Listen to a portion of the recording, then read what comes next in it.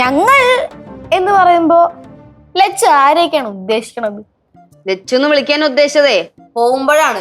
ഇപ്പൊ ചേച്ചി കയറി. ഓ, എന്നാ ഗൗരി ആരെയൊക്കെയാണ് ഉദ്ദേശിക്കണത്?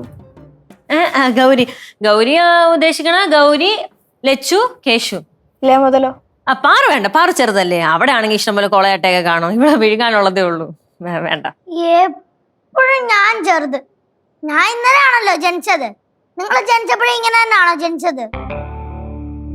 അതെ, കുഞ്ഞുമോക്ക് വരാൻ പറ്റില്ല. ഒന്നാമത് സ്കൂളുണ്ട്, ലീവ് എടുക്കാനൊന്നും പറ്റില്ല. ഇപ്പൊ സ്കൂൾ തുറന്നല്ലേ ഉള്ളൂ. അപ്പൊ തന്നെ എങ്ങനെ 3 ദിവസത്തെ ലീവൊക്കെ എടുക്കണത്? അതൊന്നും പറ്റൂല. അല്ലെങ്കിൽ തന്നെ ഒരു തേങ്ങയും പഠിക്കണില്ല, ലീവ് എടുത്താ കഴിഞ്ഞു. മക്കളെ, 4 അക്ഷരം പഠിക്കേണ്ട സമയത്ത് കൃത്യമായിട്ട് അത് പഠിക്കണം. ആ സമയത്ത് നമ്മൾ പഠിച്ചുകൊണ്ടാണ് നമ്മൾ ഈ നിലയിൽ ഇപ്പൊ നിക്കണേ. ഏത് നിലയിൽ നിൽക്കുന്നേ?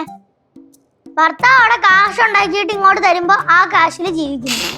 ഞാനൊന്നും പറയുന്നില്ല.